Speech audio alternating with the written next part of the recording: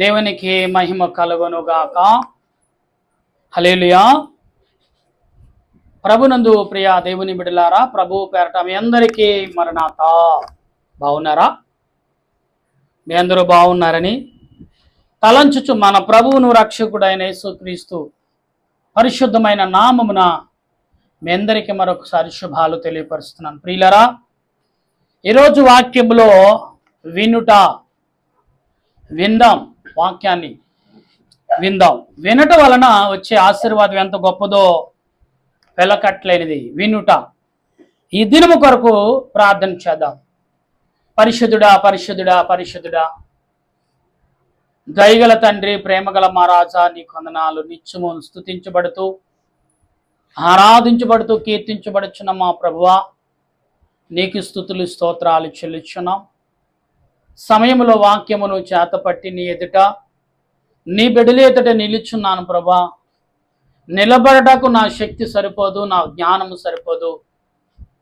నాలో నీ ఉండి నీ బిడ్డలతో మాట్లాడమని, నీ బిడ్డలకి ఏ మాటలతో అవసరమో మీరే వాక్యము ద్వారా అందించి, నేనే వాక్యమును నేనే సత్యమును అని సెలవిచ్చిన ప్రభువా, మీ సత్యాన్ని ప్రకటించగల జ్ఞానమును నాకును అందరికీ అందించమని, గ్రహింపగల తలంపును దయచేయమని ఆత్మరూపుడైన యేసుక్రీస్తు పరిశుద్ధ నామమున అడిగే బ్రతిమాలుచున్నాను పరమ తండ్రి, ఆమేన్. మన తండ్రి అయిన దేవుని కృప తోడుగా ఉండి ముందుకు నడిపించును గాక, ఆమేన్. ప్రభునందు ప్రియ దేవుని బిడ్డలారా, మరొకసారి మీ అందరికీ మరణాత అనగా ప్రభు వచ్చుచున్నాడు, ప్రభు అనేసు రమ్ము. బైబిల్ మిషన్ యొక్క మూల వాక్యం ఆయన మీతో చెప్పింది చేయుడి. దేవుడు మనతో ఏదైతే మాట్లాడుచున్నాడో ఆ మాటలే మనం గ్రహించాం. ఈరోజు గ్రహించుట. ఈ గ్రహించుట అనే మాటను మనం వాక్యం వినుచున్నప్పుడు, లేకపోతే వినుట గ్రహించుట, విన్న తర్వాత గ్రహింప కలిగి ఉండాలి. ఇలా మనము నిన్నటి కాలంలో ప్రార్థించి కనిపెట్టుట, ఈరోజు విని మరి చూడండి గ్రహించుట. ఈ రెండు మాటలు మన బేస్ చేసుకున్న వాక్యాన్ని చదువుదాం. ప్రకటన గ్రంథము 17వ అధ్యాయము 1వ వచనం నుండి కొన్ని మాటలు చదువుతుండగా విందాం. ఆ 7 పాత్రలను పట్టుకుని ఉన్న 7 దేవదూతలలో ఒకడు వచ్చి నాతో మాట్లాడుచు ఇలాగు చెప్పుచు, నీవిక్కడికి రమ్ము, ఎక్కువ రమ్ము, విస్తార జలల మీద కూర్చున్న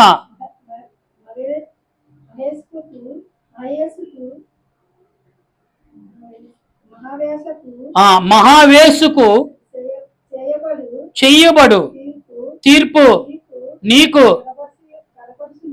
కనపరుచుచున్నాను. భూరాజులు ఆమెతో వ్యభిచారించిరి, భూనివాసులు ఆమె వ్యభిచార మధ్యములో మత్తులైదిరి. ప్రభునందు ప్రియులరా, దైవజనుడు పిలిచి దురాత్మ సంబంధమైన ఆత్మలను, దురాత్మ సంబంధమైన మనుషులు ఏ రకంగా బ్రతుకుతున్నారో, ఏ రకంగా సాతానుగాడు వారిని మబ్బు పెడుతున్నాడో అనే మాటను ఈ వచనంలో మనం చూస్తున్నాం. అందుకే విని మనం ఏం చేయాలి? గ్రహించాలి. లేకపోతే విని ఆలోచన కలిగి ఉండాలి. వినాలి, ఆలోచన కలిగి ఉండాలి. ఈ వినుట వలన, ఆలోచన వలన మనకేమి కలుగుతుందంటే జ్ఞానము కలుగుతుంది. ఎప్పుడు ఎలాగ నడవాలో, ఎప్పుడు ఎక్కడ ఎలా ప్రవర్తించాలో కొన్ని విషయాలు మనకు తెలియపడతాయి. అందుకే వినాలి. విని దాన్ని ఆలోచించ కలిగి ఉండాలి. ప్రియులారా, వినట వలన గొప్ప మేలే తప్ప కీడు కాదు. ఇక్కడ ఈ యొక్క దురాత్మ వేశ్యవలె మారింది, అందముగా మారింది. చాలా అందం, ప్రపంచంలో అంత అందమైన ఆమె మరెక్కడా లేనట్టుగా ఆమె అలంకరించుకుంటుంది. పైగా ధనవంతులు, భూస్వాముల మధ్యకొచ్చి వారిని లోబర్చుకుంటుంది శరీర సంబంధముగా. ఇవాళ చాలా మంది కూడా అదే పరిస్థితుల్లో జీవించుచున్న వారు ఉన్నారు, లేకుండా లేరు. 2వ వచనం చదువుతున్నప్పుడు ఆ ఆమె అప్పుడు అతడు ఆత్మశూడైన ఆత్మసుడైన నన్ను నన్ను అరణ్యమునకు అరణ్యమునకు పోగా కొనుపోగా దేవదూషణ దేవదూషణ నామములతో నామములతో నిండుకొని నిండుకుని ఏడు 7 తలలు తలలు 10 కొమ్ములు గల 10 కొమ్ములు గల ఎర్రని ఎర్రని మృగం మీద మృగం మీద కూర్చుండబడి కూర్చుండబడి ఒక ఒక స్త్రీ. స్త్రీ చూసారండి, ఇక్కడ మనుషులే మోసగించడం కాకుండా ఆమె అసలేని రూపం ఏంటో చూపిస్తుంది. ఏమంటే అరాంజములోకి వెళ్ళాడు ఇతడు. అక్కడ జరుగుతున్న క్రియలు చూసి ఆశ్చర్యపోతున్నాడు. ఏంటి దేవుడు నాకెందుకు చూపిస్తున్నాడు? ఇదంతా రాయి. ఎవరికి రాయటం వల్ల తన తర్వాత తరగతి వారు అది చదవాలి.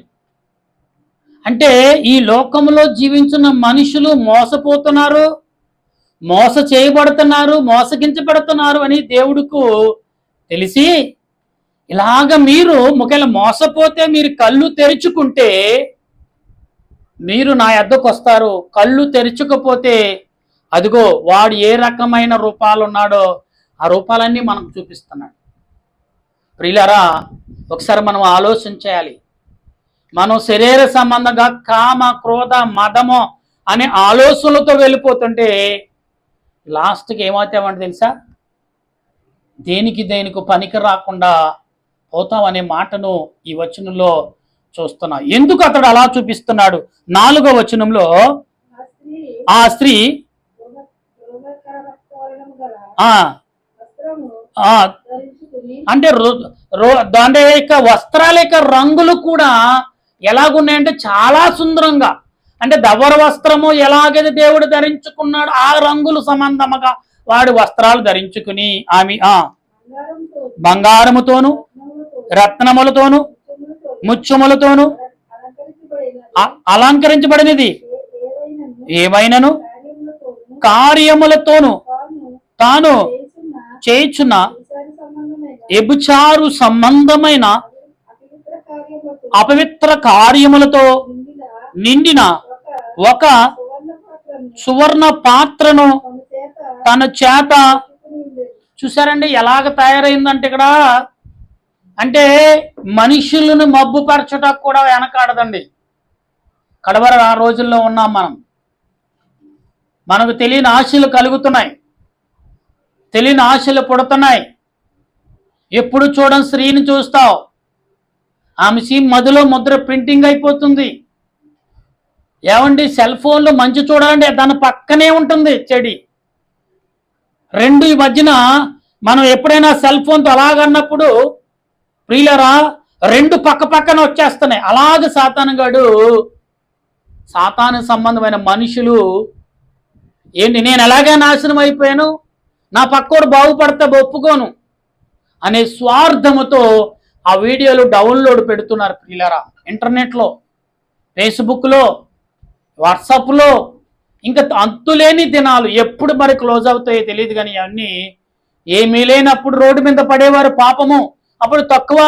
ఇప్పుడు ప్రతీది కూడా ప్రియులారా స్త్రీ పురుషుడు అనే భేదములైన పరిస్థితులు ఈ లోకంలో చూస్తున్నాం. దేవుని బిడ్డలారా, వాడు అలాగ అలంకరించుకున్నాడండా, ఎంతో సుందరంగా వైడారలు వజ్రాలతో అలంకరించుకున్నాడంట. ఎవరిని?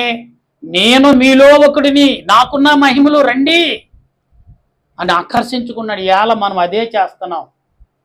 చాలా రకాలు బంగారము వెండి ఖర్చు పెట్టి అనేక రకాల కిరీటాలు ఉన్నామే. దేనివల్ల? తృప్తి లేదు మనుషులకి. తృప్తి లేని వాడు ఎవరైనా ఉన్నాడంటే అది సాతానిక. మనిషి రూపము ప్రతి వాడికి తృప్తి ఉంటుంది. దేవుని ఆత్మతో నింపబడిన వారికి బహు ఎక్కువగా తృప్తి అనేది చాలు అనుకునే మాట. ఎవరైనా ఎక్కువ పడితే అది మంచి రుచిగా ఉంటే ఎక్కువ తినటానికి వద్దని, రేపు వద్దునకు లేదంటే కొంచెం ఇంకా ఉంటే పెట్టండి అంటే దాచుకుని రేపటి తినటానికి. ఎంత అత్యాస అండి ఇది. నిజమైన దేవుని ప్రేమ కలిగిన వాడు చాలు. ఎక్కువ తింటే మన శరీరానికి ప్రమాదకరము అనే మాట. నువ్వు కొంచెమే తింటావు, కానీ కెలికేది చాలా మంది ఎక్కువే. కానీ ఎదటి వాడు వెనకాల వాడికి ఉందో లేదో గ్రహించరు, ఆకులు వేపించుకుంటారు, కెలికేసి వెళ్ళిపోతారు. అది కుక్కలు కూడా ఒక్కొక్కసారి తినవు. ఎందుకంటే పాపముతో నిండిన వాడి యొక్క పాత్రలో ఎవరునో పశువులు కూడా, కుక్కలు కూడా ముట్టుకోవంటండి. ఎందుకంటే వాడు అపవిత్రమయ్యాడు, వాడి చేతిని ఏదైనా కూడా అపవిత్రం అయిపోతుంది. కుక్క కూడా ముట్టుకోదు. విశ్వాసం కలిగిన కుక్క కూడా వాడిని ముట్టింది ఏది ముట్టుకోదంట. కమ్మటి వాసన వచ్చిన దాన్ని ముట్టుకోదు. ఎందుకంటే దానికంటే అపవిత్రమైన కంపు ఎక్కువైపోయింది దాంట్లో. గమనిద్దాం 5వ వచనములో, దాని నోట దాని నోట దాని పేరు దాని పేరు ఇలాగు ఇలాగూ రాయబడి ఉన్నది, అమ్మును మమ్ములను యేసులకు ఆ భూమిలోని అమ్మా వేశ్యలకు భూమిలోని ఏమైన వాటిని హేయమైన వాటిని ఆ తల్లి అయిన ఆ ఒకటో భూలో ఆ మరియు ఆ స్త్రీ ఆ స్త్రీ పరిశుద్ధుల పరిశుద్ధుల రక్తం చేతను రక్తము చేతను యేసు యొక్క యేసు యొక్క హతసాక్షుల హతసాక్షుల రక్తం చేతను రక్తము చేతను మలిచి ఉండెను. అమ్మా మలిచిన ఉండెను. ఆ చూచితిని. ఆ నేను నేను దాన్ని చూచి దాన్ని చూచి బహుగా బహుగా ఆశ్చర్యపడెను. ఆశ్చర్యపడిను. ఆ ఆ దూత నాతో నాతో ఇట్లనెను, ఇట్లా నేను నీవెలా నీవెలా ఆశ్చర్యపడితివి? ఆశ్చర్యపడితివి ఈ స్త్రీని చూచి ఆ అమ్మును ఈ స్త్రీని గూర్చి మమ్ములను ఏ- ఏ- ఏడు తలలను 7 తలలను 10 కొమ్ములను 10 కొమ్ములను కలిగిన కలిగిన దాని దాని ముఖముచున్న ముఖమును చూచుచున్న కోరమృగమును చూచిని. క్రూర మృగము గూర్చి అమ్మును మమ్ములను నేను మేము మీకు తెలియబడెను. అమ్మా తెలియబడెను. చూసారండి. అంటే వాడి రూపాన్ని ఎందుకు మనిషికి ఇతడు పరలోకం తీసుకెళ్ళి పరలోకంలో వాడు చేసే శాస్త్రాలు ముందుగానే దేవుడు ఊహించి జరుగుచున్న క్రియలన్నీ కూడా మనుషులకు చూపిస్తున్నాడు. అందుకే ఇంకేమి జరగలేదండి భూమి మీద, ఏమి జరగలేదు, ఇంకా జరగబోతాయని దేవుడు ముందుగానే వాడి ప్లాను వాడి యొక్క దేవునితో యుద్ధం వచ్చేటు వాడు అంతమవటము అంతా కూడా దేవుడు చూస్తున్నాడు. వాడు ఏమేమి చేస్తాడు. చాలా మంది ముందు భవిష్యత్తు కాలం తెలిస్తే జాగ్రత్త పడతారు కదా. ఇలా భవిష్యత్తు కాలం తెలిసిండి 100 ఏళ్ళు బ్రతకాలి, మరణం లేకుండా ఉండాలి, రాజ్యాలు ఏలాలని చాలా మంది కొత్తగా ఇంజెక్షన్ ఏదో వస్తుందంట. ఆ ఇంజెక్షన్ చేసుకున్న మరణం అయితే ఉండదండి అసలు. ఆ మనిషికి భూమి మీద ఏం సాధించటాకండి, ఏమి జీవించటాకండి? ఏమంటే అనుకు వెళ్ళే 300 ఏళ్ళు బ్రతకాలనా? అయితే ఆదాము వలె 950 సంవత్సరాలు బ్రతికాడు ఆదాము, అయినా కూడా మరణము తెచ్చాడే దేవుడు. అసలు మానవ జన్మకు మరణము లేదని సంగతి మీరు ఎరిగి ఉన్నారా? అది ఎప్పుడంటే దేవునితో సంబంధముగా మనం కలిసి జీవించినప్పుడు నీకు మరణం లేదు ఇంకా. ఎస్, ఆనోకు దేవుని సంబంధుడిగా జీవించాడు, మరణం లేదు. ఏలియా దేవుని సంబంధంగా జీవించాడు, మరణం లేదు.